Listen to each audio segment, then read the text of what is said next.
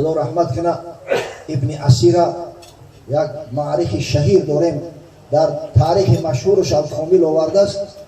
میگوید در زمان معتصم بالله خلیفه عباسی، یک خلیفه هفتم عباسی است، برادر مأمون رشید.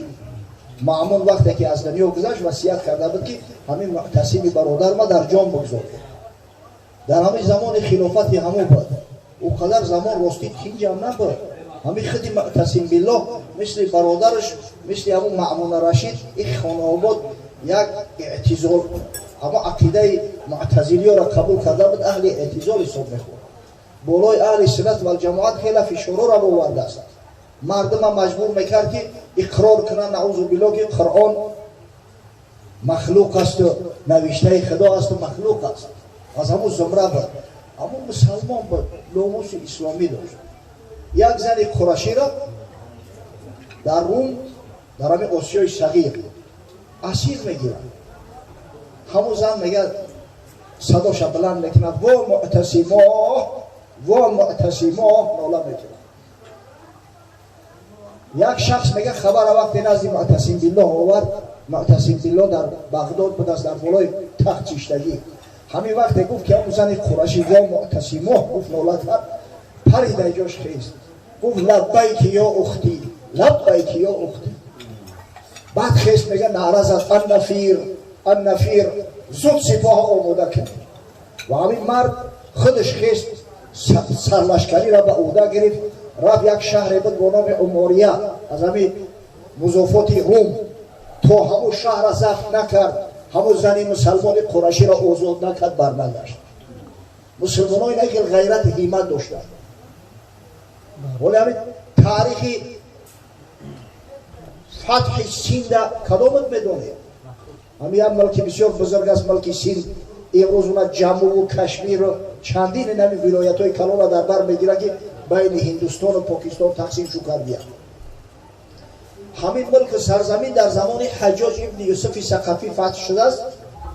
صاحب کتاب فتوح البلدان امام بلازوری روایت میکند، میگه در همین زمانهایی که مسلمان ها هنوز از کابل پیش رفتگی نبودند، آخران نقطه اسلام همین کابل افغانستان بوده است. در اقیانوس هند راهزنای بحری یک کشتی مسلمان ها را به اسارت میگیرند، ابردش میکنند، به ساحل میکشند. او مردم یک قبیله بوده است با نام قبیله مید، همین هندوهای بتپرست، یک قبیله جنگاور همین راهزنای بحری بودند. سه زنی مسلمان در کشتی بوده است. یک نفرش وقتی که میگه همون با شدت از رومالش میکشن و از کشتی میفرارنش، رومالش سرش کنده میشود. با کفای دستش میگه سرش قپیده، گفت یا حجاج، یا حجاج. مقصد گوبرناتور اون منطقه نزدیکترین گوبرناتور عراقین خراسان همون حجاج ابن یوسف ثقفی بود. یه حجاج ابن یوسف با فکر اکثریت میدونه چی است. خدا رحمتش کنه حضرت عمر ابن عبدالعزیز ایرا حتی فرعون امت محمدی گفته است. با درجه ظالم بود. در تاریخ اومده است در زمان امو ولایتش میگه از 100,000 آدم زیاد کشته شده. همون وقت والی بود است، والی عراقین و خراسان. همون زن مسلمان یا حجاج گفت وقتی جانش در کرد. از همون کشتی 3 نفر میگه جان به سلامت بردن امام بلازوری. وقتی که اومدن یک نفرش نزد حجاج در اومد در کوفه و گفت من همین شاهدی نمی منظره شدم نمی واقعه. همون حجاج به همون ظالمیش با ناموس نخست گفت لبیک یا اختی. یا اکسپیدیسیا تشکیل کرد که تا همون زنای مسلمان آزاد نکنه برنگرده. اکسپیدیسیا اول وقتی که داخل همین کشمیر شد، اون ملک‌های ناآشنا بودن، شماره‌شون هم کم بود. اگر چند سرداری لشکر یک پهلوانی نامدار و یک سرلشکر شجاع بود، استراتژ بود، خدا رحمتش کنه، با نام عبیدالله ابن نبهان یمنی. این شخص در رصد غلطی، در احاطه دشمن غلطی، خودش تمام قشورش کشته شد، شهید شد. اما حجاج دستش نبرداشت، نگفت که اون ملک ناآشنا بوده است که جای خوفناک بوده است. باید اکسپیدیسیا دیگه تشکیل کرد. تحت سرپرستی بودایل ابن طهفه. میگه وقتی اینا رو شکست خوردن قفو گشتن خودش شخصا همین بلخ اومده است، بلخ افغانستان لشکر تنظیم داد تا زمان گفت همین ملک فتح نکنیم دیگه قفو نمیگردیم. همین ملک سیند و کشمیر همین به خاطر سه خواهر اسلامی همش ایسر اینا آزاد شد. اون مسلمان ها اینه که ناموس نم داشتن، مثل مردم این به غیرت نبودن که در دعوت برادر مسلمانش اشتراک نکردن. سبحان الله، قسم به الله آدم همین جگرش پاره میشه وقتی همین کارو میبینه. وقتی ما بچه بودیم یکونجا جنازه میشید اون زمان او قدر از کجا این ماشینای ملایم نازنین از کجا این اتوبوسا بود، تنشکای تراکتور قدیمی اومدن مسافرها سوار میشیدن قشلاقای همسایه و گرد اطراف میرفتن در جنازه ها شرکت میکردن. قسم به الله ما شاهد حال هستیم. دیده من میرم امروز مارشروتکا رو این میکنن، ای بچه ماشینای مایده در پیش مسجد ایستادن خطیب التماس میکنن مردم در قشلاق همسایه بچه ها جنازه های اینا ماشینا هستن بره کار دارم وقت ندارم. ای خونه آباد یکی از همه حقایی که برادر مسلمان در ذمه داره شرکت کردن در نماز جنازه شد. فقط تو منبری ترا کی جنازه میکنن؟ والمؤمنون والمؤمنات بعضهم اولیاء بعض. این مسلمان ها به همدیگر برادر هستند، بعضش دستگیری بعضی دیگرش هستند. اسلام عزیز مردم هم متحد کرد همین تحت کلمه لا اله الا الله محمد رسول الله. باید در غم و شادی همدیگر شریک باشه، همدیگر را دستگیری کنه. حضرت صلی الله علیه و سلم اطراف همین مسئله چنان تأکیدات دارد، چنان تأکیدات دارد. امام بخاری روایت میکنه از حضرت عبدالله ابن عمر رضی الله تعالی عنهما که رسول گرامی صلی الله علیه و سلم ارشاد فرمودند المسلم و اخو المسلم، مسلمان برادر مسلمان است، لا یظلمه و لا یسلمه. مسلمان هیچ وقت نسبت برادرش ظلم روا نمیدارد و هرگز نمیگذارد که یک غیر مسلمان برادر مسلمانی را آزار بده. مع من یعادی من اعدائه. همین لا یسلمو وقتی که شارح ها شرح میتن یعنی که در دست ظالمایی که ظلمش میکنن نسبتش عداوت دارن تنهاش نمیگذاره. من کان فی حاجت اخیه کان الله فی حاجته. کسی یک حاجت یا مشکلی برادر مسلمان شم میبره خداوند مشکل و حاجت این مرد که انجام میته و ادا میتونه. و من فرج عن مسلم کربتا فرج الله عنه کربتا من کربات یوم القیامه. هر کسی که یک غم اندوهی برادر مسلمان دور میکنه خداوند متعال فردا روز قیامت در روزی که همه در غم ماتم در ناله هستند اما غم اندوهاش دور میکنه. و من ستر مسلما ستره الله تعالی یوم القیامه. و هر کسی که کمبودی و نقصان یا برادر مسلمانی که چه میپوشونه خدای بزرگی ستر کننده فردا روز قیامت میگه گناه کمبودیاش میپوشونه. سبحان الله. باره مردم انصار این انصاریات دو قبیله بودن، قبیله اوس خزرج. تا زمان اسلام به همدیگر جنگ نیزاها داشتن. تا زمانی که مسلمان نشدن هر سال در یک وقت معین جنگ اعلام میشد و در همین جنگ ها بهترین فرزنداشو کشته میشد از وجود. حضرت صلی الله علیه و سلم وقتی که اسلام آورد چون دیگه مسلمان شدن با نام انصار یاد شدن. اما حالی همون تاریخی کهنه بدگو بعضی همون ریشه های جاهلیت در قلب موجود بدگو. بار نشسته همراه صحبت میکردن که یک یهودی پیر شیطان آمد کم طرف خطی شده شسته و یک نفرش صدا کرد یا فلانی گفت در یاد دسته که در جنگ با آس چخیر شید با اول شکست خورده گرفته بود بعد برگشته اومده ایو را تورمار کرده یاد دسته طرف اوسط بود. این خزرجی ها را ناموس شد. اینا گفتن که ما میتونیم که همون جنگ با ایسر اینا ادامه بتیم ایسر زنده کنیم اما قصاص یا ما آخران حربی با آس از شما بگیریم. همین دو طرف شور خوردن ای گپ میبروید. از برای خدا در زمان زندگی میکنیم همسایه ها با هم دیگر کارکشی و کارکنی جنجال و سوزبازی ای بس قسم به الله. خبر یک مرد صالح آورد و پیامبر صلی الله علیه و سلم رسول. حضرت شتابان آمد گفت شما چیکار میکنید؟ از خدا نمیترسید؟ واعتصموا بحبل الله جمیعا ولا تفرقوا. چنگ بزنید بر ریسمان پروردگار به قرآن عظیم الشان و هرگز نگذاره که دشمن در بین شما تفریقه ایجاد کند. واذکروا نعمت الله علیکم اذ کنتم اعداء فالف بین قلوبکم. به یاد بیاره نعمت پروردگار را که در حق شما کرده است که شما به همدیگر دشمن بده، الله ذوالجلال شما را به هم دوست و رفیق کرد.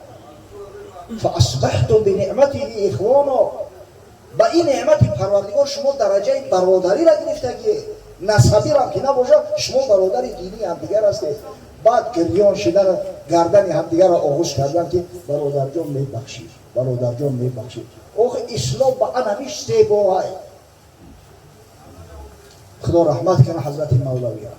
در مصنوی شریف قصه میکند 4 کس را داد مرد 1 درم.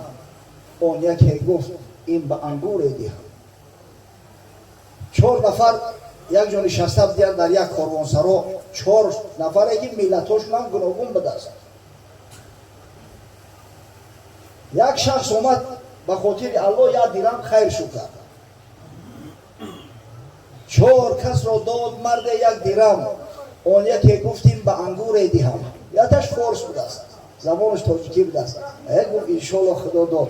باز میریم و میخواهی انگور میخریم میوریم در جان شیرین میزنیم. اون یکی دیگر عرب بود گفت لا من عنب خواهم نه انگور دغو. او 1 نفرش عرب بوده است بیچاره انگور را نفهمه. نه گفت عنب میخریم. دعوا را برداشت عنب. اون یکی ترک بدو گفت ای بنام من نمیخواهم عنب خواهم ازوم. این بیچاره ترک فارسی و عربی را ندونه.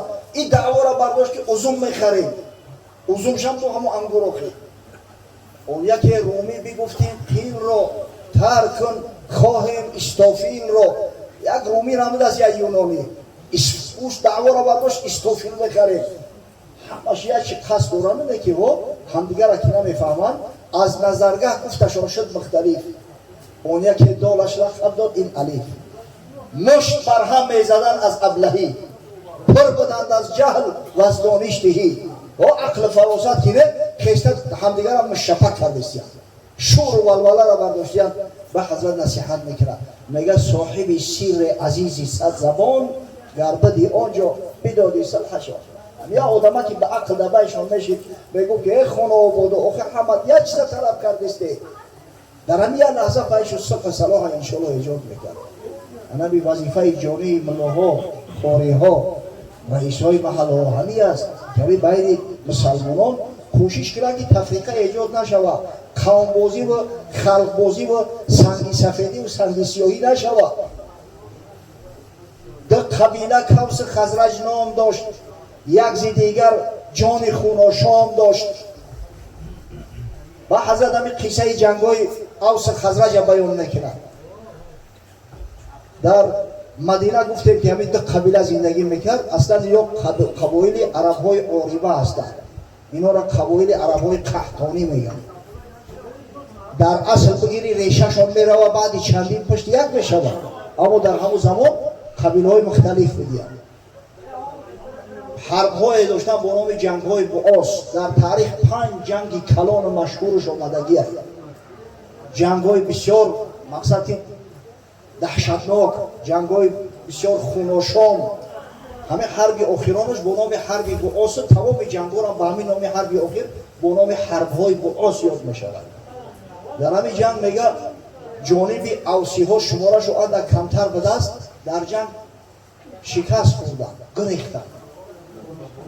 سرداری قبیله وقتی دید مردم گریخته استیان حزیر نام داشت.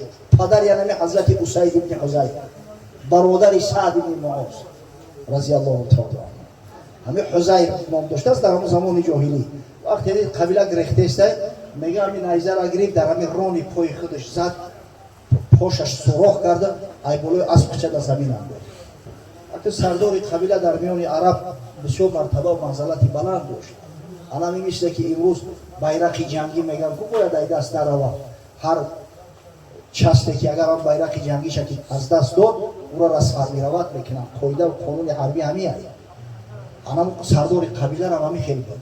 در هر جنگ سردار قبیله وقتی اسیر می‌گردید دیگران میگرفتند او قبیله را نام شدیگه با نیکی یاد نمیکردند. تمام عالم عرب همش طعنش میزدند که یا نامرد بی غیرت بی حمیت بدیند. از همین خاطر گشتن خواستن بردارنش که گو برای گم شیعه کن مرا دیگه کردون نشه بگذار من همجا پاره کنم به ناموسو. وقتی ایگه پرگو همه ناموسی قومی بسیار از بینه با علم و با یأس برگشتن دیگه به حد جنگی سخت کردن خزرجی ها را شکست دادن در جنگ غالب شدن تا این درجه را بچیدن. میرا ببینید در قبیله کوس خزرج نام داشت یک زی دیگر جان خوناشام داشت. کینهای کهنشان از مصطفی محو شد در راه اسلام و صفا. همه اینم کینه و عداوت توسط رسول الله صلی الله علیه و سلم از بین رفته. ولی اگر تاریخچی نباشند از کجا میدونن که در مدینه منوره به قبیله بود. تمام مسلمانان را سوال کنه که مردم مدینه کیها میگن انصار الله انصار رسول الله صلی الله علیه و سلم. اولا اخوان شدند آن مؤمنان همچه اعداد عنب در بوستان. در ابتدا میگه اینا یار و برادر شدن مثل همین انگورایی که در همین یک خشه همش کشول هستند. وزدن المؤمنون اخوت بپند در شکستند تنی واحد شدند. بعدا وقتی انگورا میجفن و صفش میگیرن همش یک او میشود. آنمی توسط اسلام یا میگه همی یک صاف شده در بین دیگه یکان فرقیت بقی نمون. سبحان الله. خدا کنه که همی ما و شما را هرگز فراموش نکنیم که ما با همدیگر برادر هستیم. مسلمان ها با همدیگر برادر هستند. انما المؤمنون اخوه. جزی نیست که مسلمان ها با همدیگر یار و برادر هستند. در هر کجای باشیم حق برادری را ادا کنیم. لا اقل اگر فایده و منفعت و با هم برادرای اسلامی مونه میرسد سعی کنید که زیان و ضرر رو براشون نرسد. پروردگاری بزرگ ایشانی محمد جان ما را در پناه امن عصمتش محفوظ بداره و خداوند توی فرزندش مبارک سازه و پروردگار قدوم بهنه را به خاندانش مبارک بگردونه. خداوند از دامان این نوجوان فرزندای خوب صالح عالم قاری و محب خدا و محب رسول الله صلی الله علیه و سلم پروردگار تویهای مفاهی را که طبق سنت دستور رسول الله صلی الله علیه و سلم برگزار می‌گردند مثل محفل امروزه ما سبب زیاد شدن فرزندان حلال زاده و جامعه اساس سبب ریشه شدن فسق و فساد و حرام و زنا در جامعه قرار دهد. ربنا آتنا فی الدنیا حسنه و فی الاخره حسنه و قنا عذاب النار. آمین یا رب.